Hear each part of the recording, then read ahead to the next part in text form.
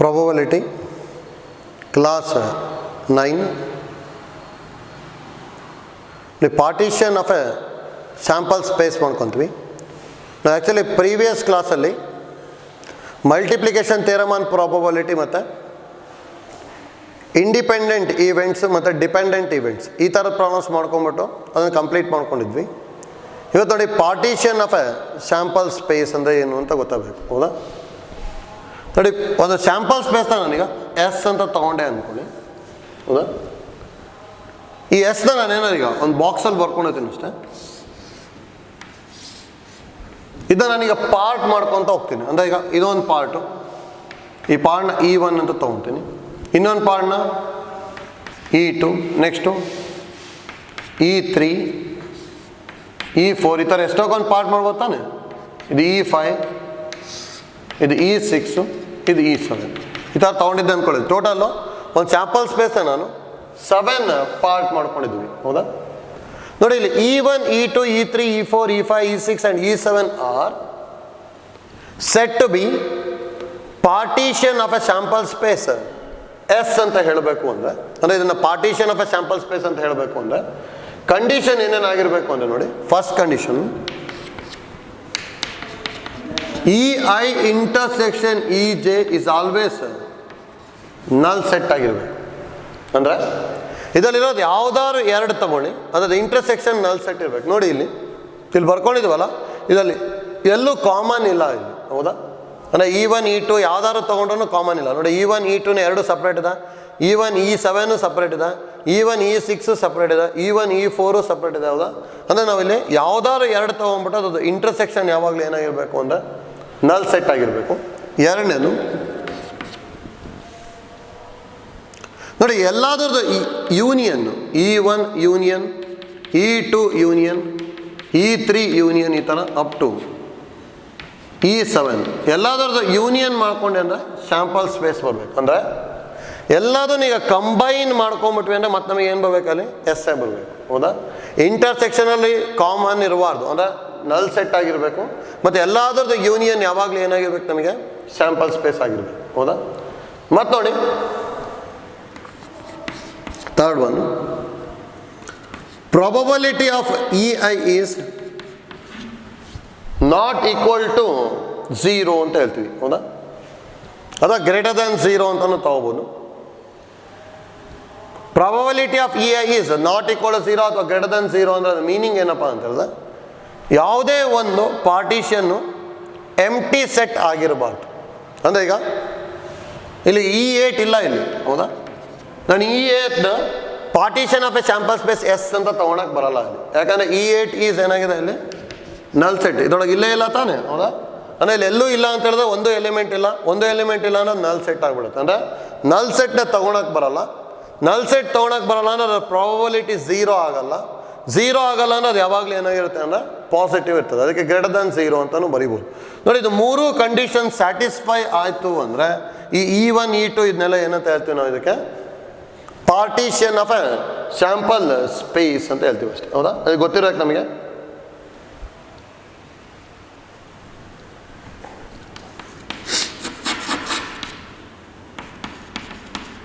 ನೋಡಿ, ಹಾಗಾದ್ರೆ partition of sample space S ಅಂದರೆ ಯಾವ ಥರ ಡಿಫೈನ್ ಮಾಡ್ತೀವಿ ನೋಡಿ. ಜನರಲ್ ಕೇಸಲ್ಲಿ if E1, E2, E3 up to En are said to be partition of a sample space S if it satisfies the following condition. First one, EI intersection EJ is equal to null set for all I not equal to J. Second one, E1 union E2 union up to En is always a sample space S. Third one, probability of EI is greater than 0 or probability of EI is not equal to 0 or EI is not empty. ಹೌದಾ? ನೋಡಿ, ಇಷ್ಟ idea ಗೊತ್ತಿರ್ಬೇಕು ನಮಗೆ. ಈ ಥರ ಇತ್ತು ಅಂದರೆ sample ಸ್ಪೇಸ್ನ part ಮಾಡ್ಕೊಂಡಾಗ ಅಷ್ಟೇ. ಹೌದಾ? ನೋಡಿ, ಫಾರ್ ಎಕ್ಸಾಂಪಲ್ ಟಾಸಿಂಗ್ 2 ಕಾಯಿನ್ಸ್ ಅಂತ ತೊಗೊತೀವಿ ನೋಡಿ. ಟಾಸಿಂಗ್ 2 ಕಾಯಿನ್ಸ್, ಹೌದಾ? ಹಾಗಾದ್ರೆ ಸ್ಯಾಂಪಲ್ ಸ್ಪೇಸ್ ಎಸ್ ಏನಾಗಿರುತ್ತೆ ಅಂದರೆ head head, head tail, tail head, tail tail, ಹೌದಾ? ನೋಡಿ, ಈಗ ಈವೆಂಟ್ E1 ಅಥವಾ E1 ಏನಂತ ಹೇಳ್ತೀನಿ ಅಂದರೆ ಗೆಟಿಂಗ್ 2 ಹೆಡ್ಸ್ ಅಂತ ಹೇಳ್ತೀನಿ. ಹಾಗಾದ್ರೆ E1 ಏನಾಗ್ಬಿಡುತ್ತಾನೆ ಹೆಚ್ ಬರುತ್ತೆ ಅಷ್ಟೇ. E2 ಗೆಟಿಂಗ್ 1 ಹೆಡ್ ಅಂತ ಹೇಳ್ತೀನಿ. ಅಂದರೆ ಒಂದೇ ಒಂದು ಹೆಡ್ ಇರಬೇಕು ಅನ್ನೋಲ್ಲಿ ಏನು ಬರ್ಬೋದು, ಹೆಡ್ ಟೇಲು, ಟೇಲ್ ಹೆಡ್ ಬರುತ್ತೆ.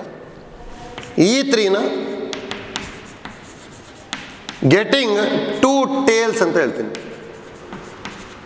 ಇದೇನಾಗುತ್ತಂದ್ರೆ ಟೇಲ್ ಬರುತ್ತೆ, ಹೌದಾ? ನೋಡಿ, ಈಗ E1, E2, E3 are the partition of a sample space S ಅಂತ ಹೇಳ್ಬೋದು. ಯಾಕಂದ್ರೆ E1 ಇಂಟರ್ಸೆಕ್ಷನ್ E2 ಕಾಮನ್ ಇಲ್ಲ, ನಲ್ ಸೆಟ್ ಬರುತ್ತೆ. E2 ಇಂಟರ್ಸೆಕ್ಷನ್ E3 ನಲ್ ಸೆಟ್ ಬರುತ್ತೆ. E1 ಇಂಟರ್ಸೆಕ್ಷನ್ E3 ನಲ್ ಸೆಟ್ ಬರುತ್ತೆ, ಹೌದಾ? ಅಂದರೆ ಎಲ್ಲೂ ಕಾಮನ್ ಇಲ್ಲ ಅಲ್ಲಿ. ಮತ್ತು ಎಲ್ಲದನ್ನು ಕಂಬೈನ್ ಮಾಡಿದೆ ಅಂದರೆ head tail, tail head, tail sample ಸ್ಪೇಸೇ ಬರುತ್ತೆ, ಹೌದಾ? ಮತ್ತು ಯಾವುದು ಎಂಟಿ ಆಗಿಲ್ಲ. Therefore these 3 are partition of a sample space S ಅಂತ ಹೇಳ್ತಿದ್ವಿ ಅಷ್ಟೇ, ಹೌದಾ? ಈ ನೆಕ್ಸ್ಟ್ ನೋಡಿ, ಅಲ್ಲಿ ಥಿಯರಮ್ ಆನ್ ಟೋಟಲ್ ಪ್ರಾಬಬಿಲಿಟಿನ ಪಾರ್ಟಿಷನ್ ಗೊತ್ತಾದ್ಮೇಲೆ ಥಿಯರಮ್ ಆನ್ ಟೋಟಲ್ ಪ್ರಾಬಬಿಲಿಟಿ ಗೊತ್ತಿರ್ಬೇಕು ನೋಡಿ.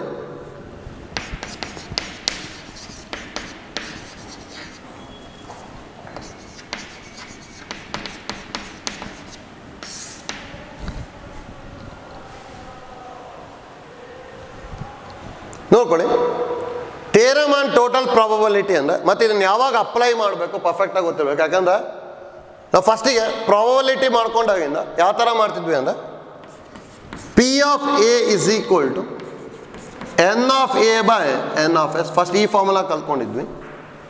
ಇದು ಫಸ್ಟ್ PUC ಐಡಿಯಾ ಏನು.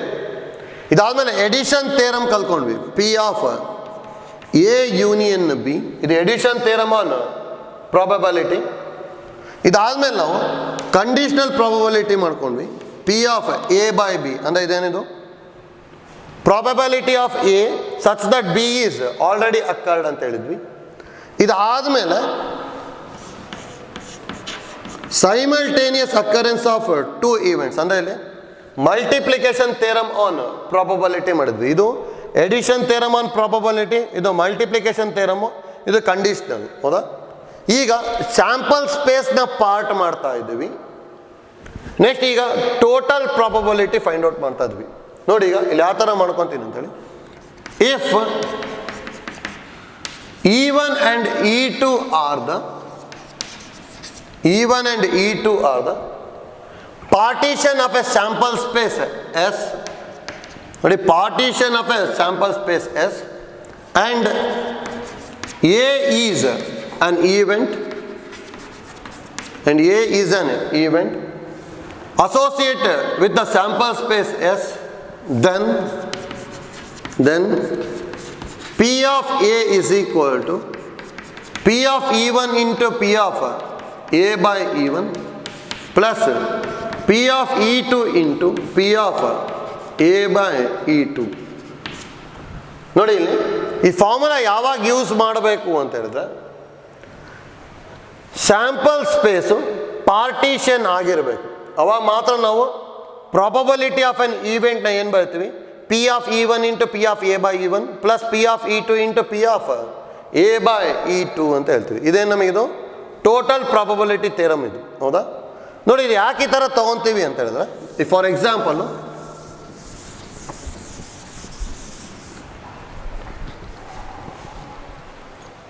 ನೋಡ್ಕೊಳ್ಳಿ, ಈ ಥರ ಏನಾದ್ರು ಇತ್ತು ಅಂದ್ಕೊಂಡ್ರೆ, ಫಸ್ಟ್ ಒಂದು ಬ್ಯಾಗ್ ಇತ್ತು ಅಂದ್ಕೊಳ್ಳಿ. Bag contains 8 red ball 4 black ball ಅಂತ ಹೇಳ್ತೀನಿ. ಇದನ್ನ ಈಗ ನಾನು 2 ಪಾರ್ಟ್ ಮಾಡ್ತೀನಿ. ಮತ್ತೆ ಸೇಮ್ನ 2 ಪಾರ್ಟ್ ಮಾಡ್ತಾ ಇದ್ದೀನಿ ಅಂದ್ಕೊಳ್ಳಿ. ಬ್ಯಾಗ್ 1 ಮತ್ತು ಬ್ಯಾಗ್ 2, ಹೌದಾ? ಒಂದು ಬ್ಯಾಗ್ ಇತ್ತು, ಆ ಬ್ಯಾಗ್ನ ಮತ್ತೆ 2 ಪಾರ್ಟ್ ಮಾಡ್ತಾ ಇದ್ದೀನಿ.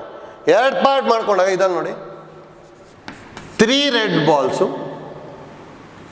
2 ಬ್ಲ್ಯಾಕ್ ಬಾಲ್ಸ್ ತೊಗೊತೀನಿ. ಇದರಲ್ಲಿ 5 ರೆಡ್ ಬಾಲ್ಸ್ 2 ಬ್ಲ್ಯಾಕ್ ಬಾಲ್ಸ್. ಹೌದಾ? ಈಗ ನನಗೆ ಈವೆಂಟ್ನ ಡಿಫೈನ್ ಮಾಡ್ತೀನಿ ನೋಡಿ. Drawing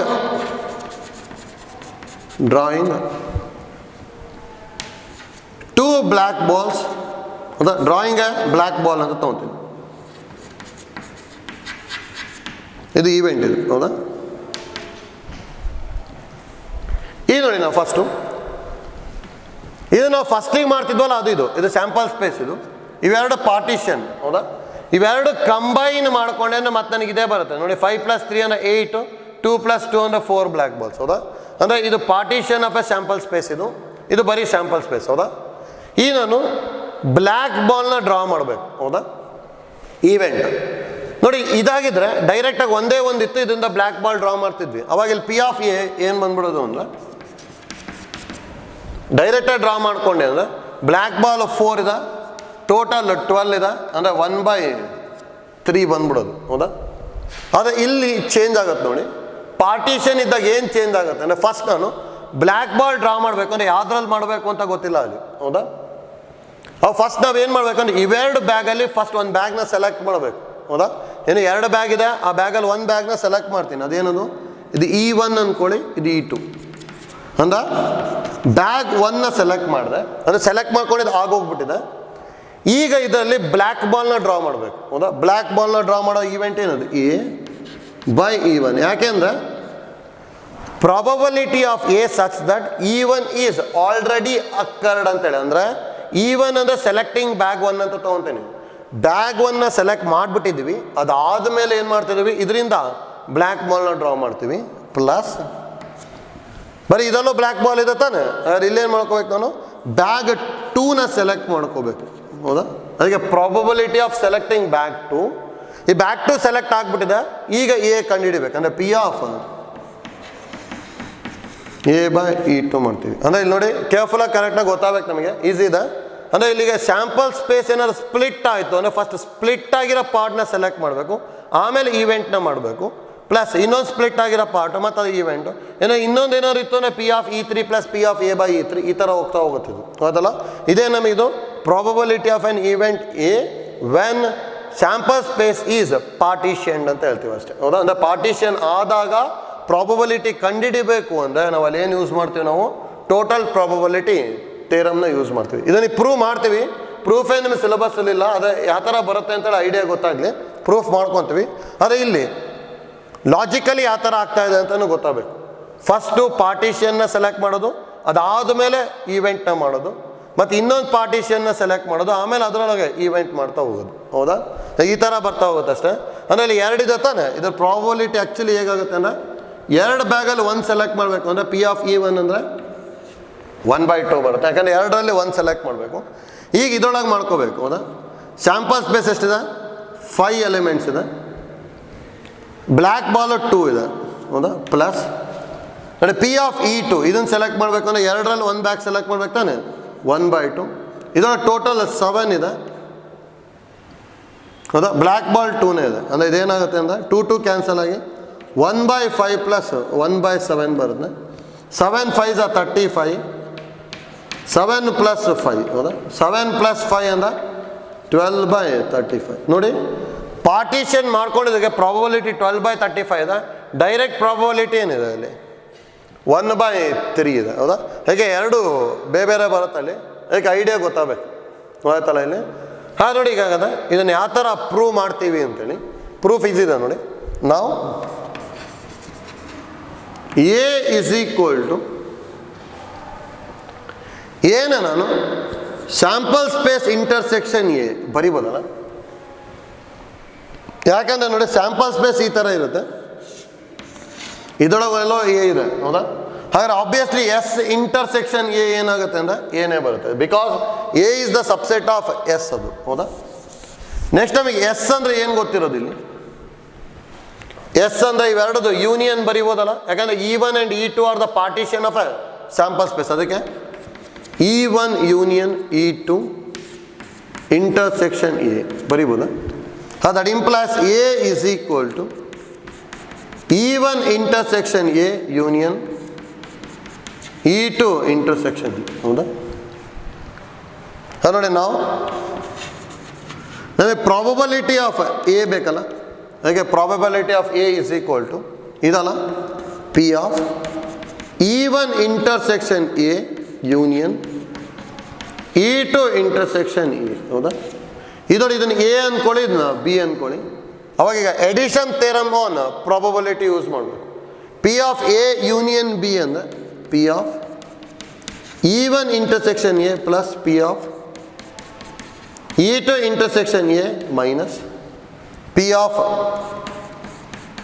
E1 intersection A intersection E2 intersection A. ಹೌದಾ? ನೋಡಿ, P of E1 intersection A ಹಾಗೆ ಬರೀತೀನಿ plus P of E2 intersection ಏನು ಹಾಗೆ ಬರೀತೀನಿ ಮೈನಸ್. ನೋಡಿ ಇಲ್ಲಿ E1 ಇಂಟರ್ಸೆಕ್ಷನ್ E2 ಪಾರ್ಟಿಷನ್ ಪ್ರಕಾರ ಇಂಟರ್ಸೆಕ್ಷನ್ ಯಾವಾಗಲೂ ಎಮ್ ಟಿ ಆಗಿರುತ್ತೆ ತಾನೆ. ಹಾಗಾದ್ರೆ ಇದು intersection E1 intersection E2 is empty. ಹೌದಾ? Empty set intersection any set is empty ಆಗಿರುತ್ತೆ. ಹಾಗಾದ್ರೆ probability of empty set, probability of empty set ಅಂದರೆ 0 ಆಗಿಬಿಡುತ್ತೆ. ಹೌದಾ? ನೋಡಿ, ಇದಕ್ಕೀಗ multiplication theorem on probability use ಮಾಡ್ತೀನಿ. P of E1 intersection A ಅಂದರೆ P of E1 into P of A by E1. ಹೌದಾ? ಏನೋ 3 ಇತ್ತು ಮತ್ತು ಇನ್ನು ಪಿ ಆಫ್ ಬಿ ಬೈ ಇವೆರಡು ಬರ್ಕೊತಾ ಇದ್ವಿ. ಹೌದಾ?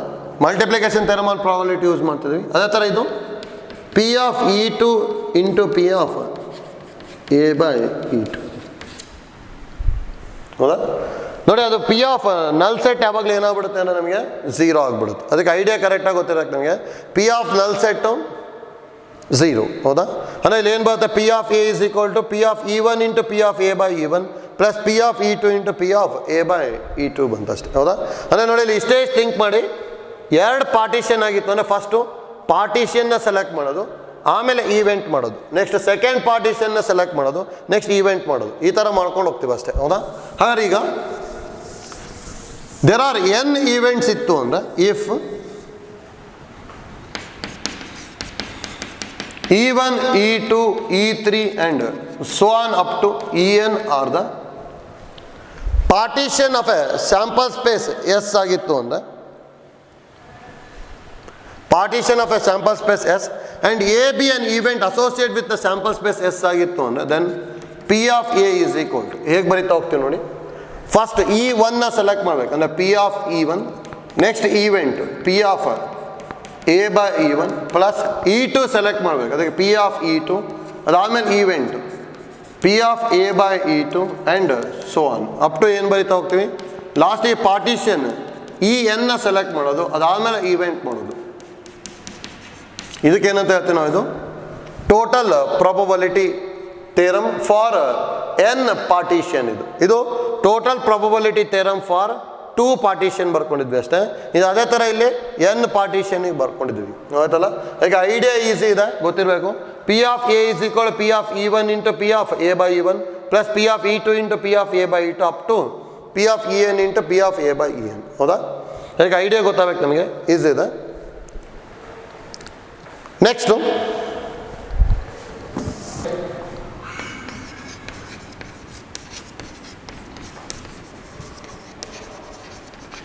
Bayes theorem. ನೋಡಿ, ಬೇಸ್ ಥಿಯರಮ್ ಕರೆಕ್ಟಾಗಿ ಗೊತ್ತಾಗಬೇಕು ನನಗೆ, ಈಸಿ ಇದೆ. ಯಾವ ಥರ ಮಾಡ್ಕೊತೀವಿ ಅಂತೇಳಿ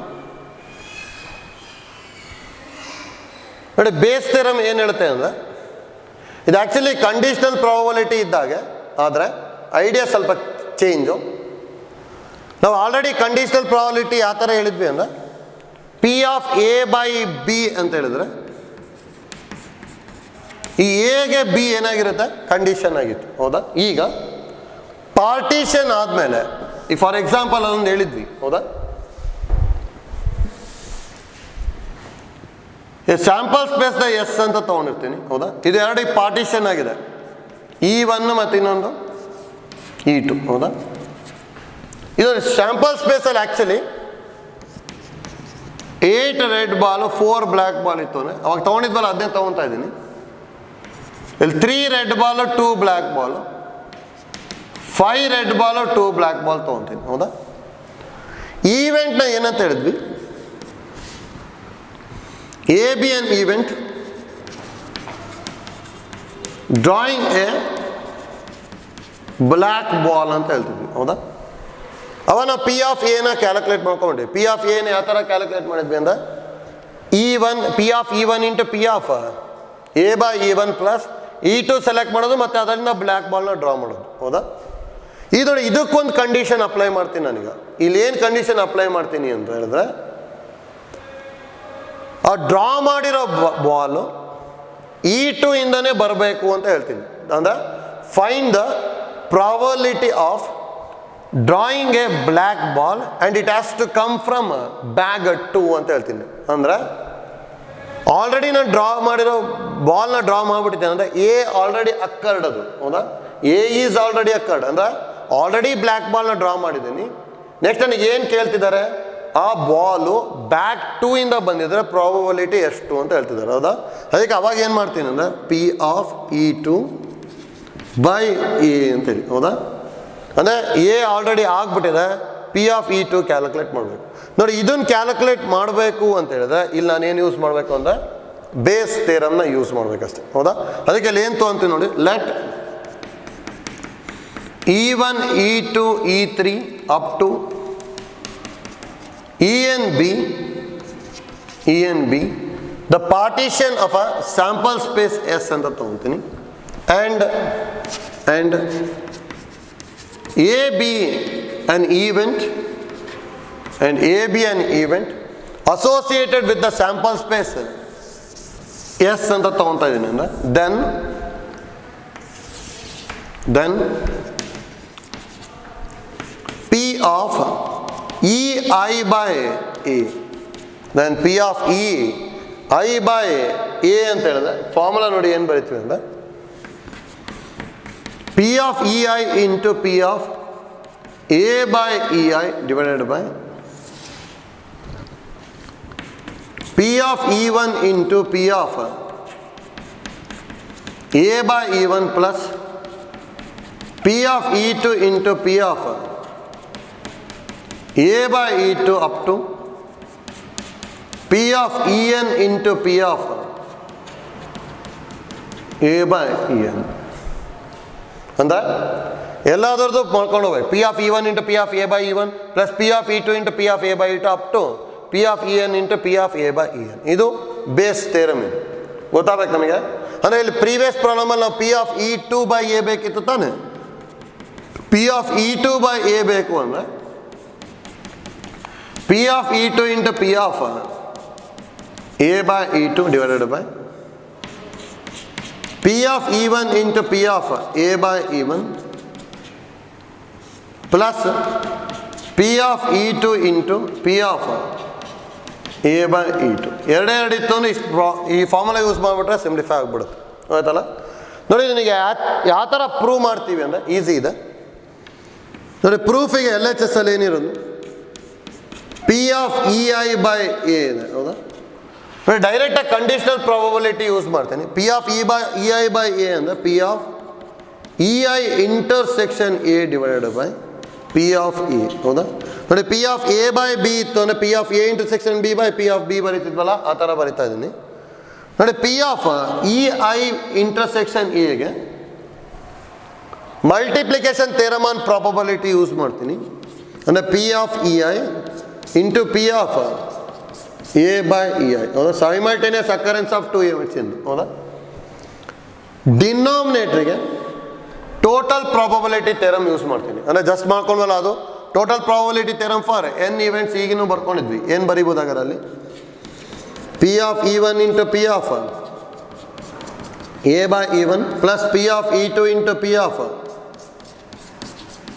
A/E2 and so on up to P of En into P of A/En, ಹೌದಾ? ಇದನ್ನ ಪ್ರೂವ್ ಮಾಡಬೇಕಿತ್ತು ಅಷ್ಟೇ. ಈಸಿ ಇದೆ.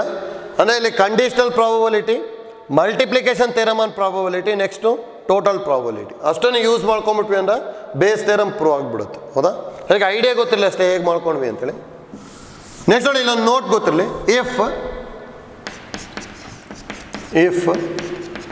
P of E1 is equal to P of E2 is equal to P of E3 and so on up to P of En ಇತ್ತು ಅಂದರೆ then P P of E I by A is equal to, ಹೌದಾ? ಡೈರೆಕ್ಟಾಗಿ ಏನು ಮಾಡ್ಬೋದು ಅಂದರೆ ನೋಡಿ, ಇಲ್ಲೆಲ್ಲ ಕಡೆ P of E one P of E two ಎಲ್ಲ ವ್ಯಾಲ್ಯೂ ಸೇಮ್ ಇರುತ್ತಾನೆ. ಅದನ್ನು ಕಾಮನ್ ತೊಗೊಂಬಿಟ್ಟೆ ಅಂದರೆ ಅದು ಮತ್ತು ಇದು ಎರಡು ಏನಾಗ್ಬಿಡುತ್ತೆ, ಕ್ಯಾನ್ಸಲ್ ಆಗುತ್ತೆ. ಪಿ ಆಫ್ ಇ ಐ ಮತ್ತು P of E one P of E two ಎಲ್ಲದು ಕ್ಯಾನ್ಸಲ್ ಆಗಿಬಿಡುತ್ತೆ. ಹಾಗಾದ್ರೆ ಏನೇನು ಉಳಿಯುತ್ತೆ ಅಂದರೆ ಬರೀ P of A by E I divided by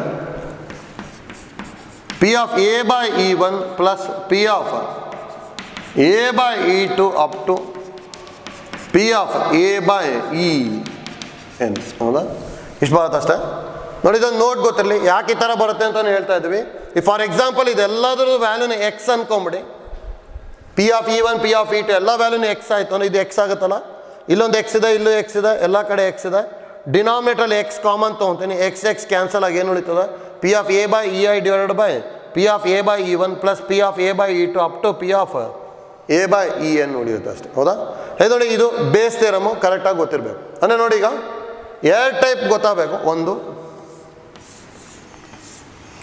direct sample space ಇತ್ತು ಅಂದರೆ ಪ್ರೊಬಬಿಲಿಟಿ ಆಫ್ ಎ ಅಂತ ಏನು ಬರೀತಿದ್ವಿ ನಾವು? N of A by N of S. Next ಇದಕ್ಕೆ ಕಂಡೀಷ್ನಲ್ ಇತ್ತು ಅಂದರೆ P of A by B ಇತ್ತು ಅಂದರೆ ಏನು ಬರೀತಿದ್ವಿ?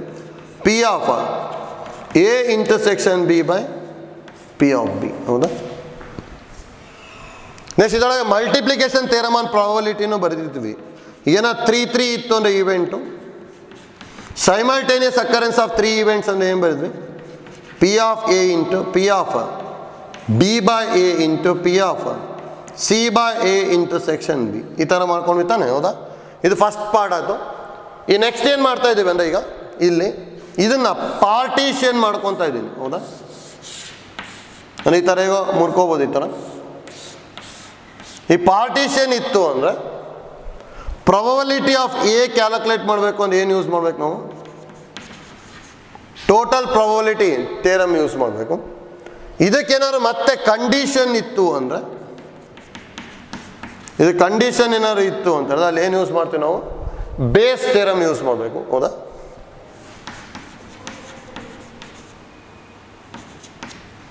ಬೇಸ್ ಥಿಯರಮ್ ಯೂಸ್ ಮಾಡಬೇಕಷ್ಟೇ. ಅದು ನೋಡಿ, ಐಡಿಯಾ ಕರೆಕ್ಟಾಗಿ ಗೊತ್ತಿರಬೇಕು ಯಾವಾಗ ಯಾವಾಗ ಏನು ಯೂಸ್ ಮಾಡಬೇಕು ಅಂತೇಳಿ, ಹೌದಾ?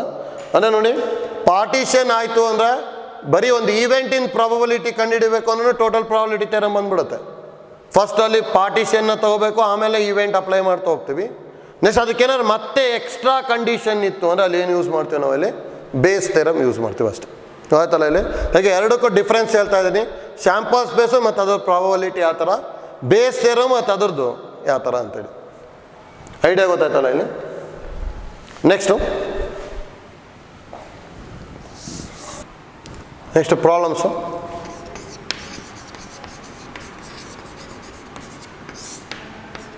ಫಸ್ಟ್ ಒನ್ ನೋಡಿ,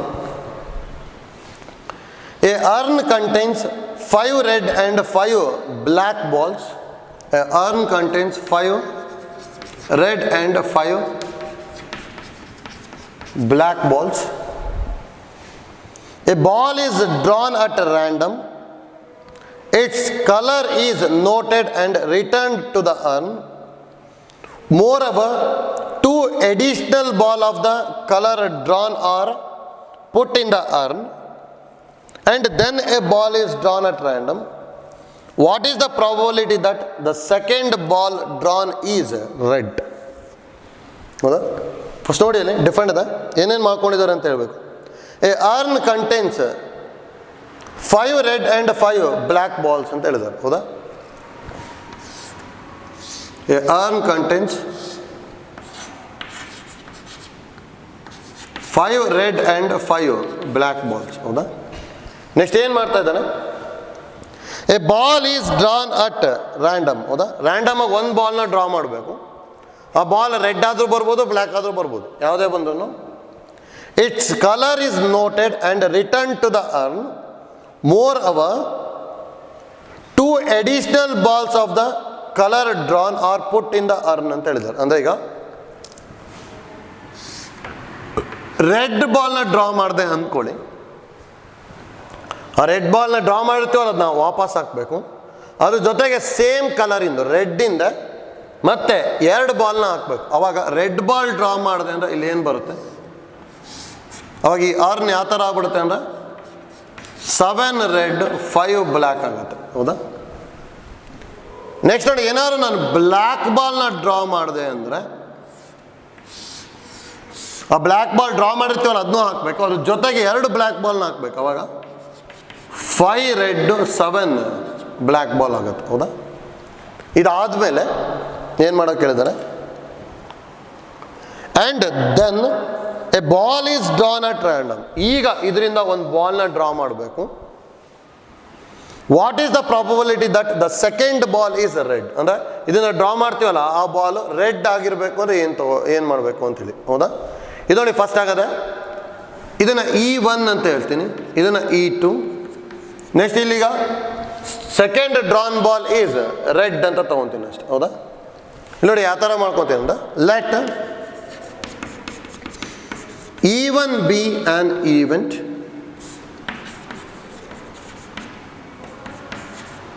first drawn ball is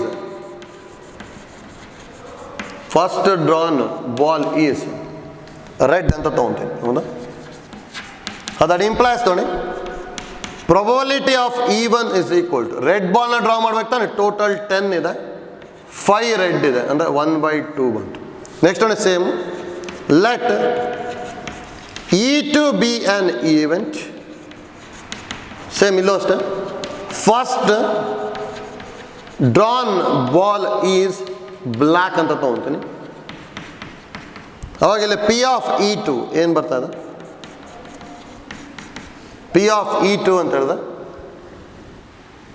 ಇದು ಟೋಟಲ್ 10 ಇದೆ, 5 ಬ್ಲ್ಯಾಕ್ ಬಾಲ್ ಇದೆ, ಇದನ್ನು 1/2ನೇ ಬರುತ್ತೆ. ಹೌದಾ? ಅಂದರೆ ನೋಡಿ, ಫಸ್ಟ್ ಬಾಲ್ನ ರೆಡ್ ಡ್ರಾ ಮಾಡಿದಾಗ ಇದು ಬಂತು, ಫಸ್ಟ್ ಬಾಲ್ನ ಬ್ಲ್ಯಾಕ್ ಡ್ರಾ ಮಾಡಿದಾಗ ಇದು ಬಂತು. ಈಗ ಇದರೊಳಗೆ ಒಂದು ಈವೆಂಟ್ ತಗೋಬೇಕು ತಾನೆ, let A be an event, second drawn ball is red ಅಂತ ಹೇಳ್ತಾರೆ. ಯಾಕಂದ್ರೆ find the probability that the second ball is red ಅಂತ ಹೇಳಿದ್ದಾರೆ. ಹೌದಾ? ಈಗ P ಆಫ್ ಎನ ಕಂಡುಹಿಡಿಬೇಕು. ಹೌದಾ? ನೋಡಿ, ಈಗ ಇದನ್ನ ಸ್ಯಾಂಪಲ್ ಸ್ಪೇಸ್ ಸ್ಪ್ಲಿಟ್ ಆಗಿದೆ ಅಂದ್ಕೊಳ್ಳಿ, 2 ಪಾರ್ಟು. ಸ್ಯಾಂಪಲ್ ಸ್ಪೇಸ್ ಸ್ಪ್ಲಿಟ್ ಆಗಿದೆ ಅಂತ ಹೇಳಿದ್ರೆ ಈಗ ನಾವು ಟೋಟಲ್ ಪ್ರಾಬಬಿಲಿಟಿ ಯೂಸ್ ಮಾಡಬೇಕು. ಆಗ ನೋಡಿ, ನಾವು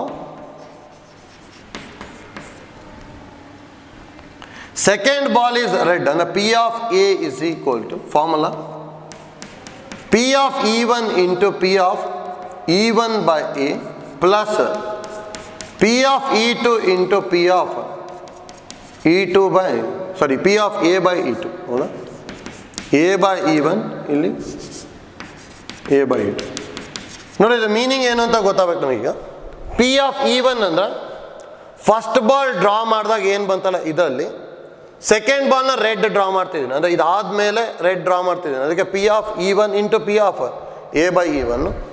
E2 ಮಾಡ್ಕೊಂಡಾಗ ಇದು ಬಂತು, ಇದರೊಳಗೆ ಈಗ ರೆಡ್ ಬಾಲ್ನ ಡ್ರಾ ಮಾಡ್ತಿದ್ದೀನಿ, ಅದಕ್ಕೆ P of E2 into P of A by E2. ಅಂದರೆ ನೋಡಿ, P ಆಫ್ E1 ಅಂದರೆ ಹಾಫ್ ಇಂಟು ಇದನ್ನು ಬರಿಬೋದಲ್ಲ, P of A by E1 ಅಂತ ಹೇಳಿದ್ರೆ drawing A red ball from E1 ಅಂದರೆ E1 ಒಳಗೆ ಟೋಟಲ್ 12 ಇದೆ ಅಲ್ಲ, ರೆಡ್ ಬಾಲ್ ಎಷ್ಟಿದೆ 7 ಪ್ಲಸ್ P ಆಫ್ E2 ಅಂದರೆ 1/2, P of A by E2 ಅಂದರೆ ಇದು ತಾನೆ, ಟೋಟಲ್ 12 ಇದೆ ಬಾಲ್ಸ್, 7 + 5 ಅಂದರೆ 12, ರೆಡ್ ಬಾಲ್ 5 ಇದೆ. ಹೌದಾ? ಅಂದರೆ ಆನ್ಸರು 7/24 ಪ್ಲಸ್ 5/24, 24 LCM 7 + 5. ಹೌದಾ? ಅಂದರೆ 12/24 ಬರುತ್ತೆ, ಅಂದರೆ ಆನ್ಸರು 1/2 ಬರುತ್ತೆ ಅಷ್ಟೆ. ಹೌದಾ?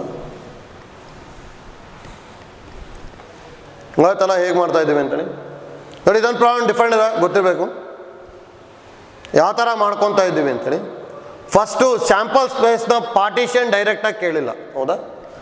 ಇದಕ್ಕೆ ಏನಾದ್ರು ಬೇಸ್ ಥಿಯರಮ್ ಯೂಸ್ ಮಾಡಬೇಕಿತ್ತು ಅಂದರೆ ಇನ್ನೊಂದೇನಾದ್ರು ಕಂಡೀಷನ್ ಕೊಡಬೇಕಿತ್ತು. ಇನ್ನೊಂದೇನಾದ್ರು ಕಂಡೀಷನ್ ಅಂತ ಹೇಳಿದ್ರೆ ಈ ಥರ, find the probability that second drawn ball is red such that the first drawn ball is also red ಅಂತ ಹೇಳಿದ್ರು ಅಂದರೆ ಅವಾಗ P of E1 by A ಕಂಡುಹಿಡಿಯಬೇಕಿತ್ತು. ಅವಾಗ ನಾವು ಬೇಸ್ ಥಿಯರಮ್ ಯೂಸ್ ಮಾಡ್ತಿದ್ವಿ, ಹೌದಾ?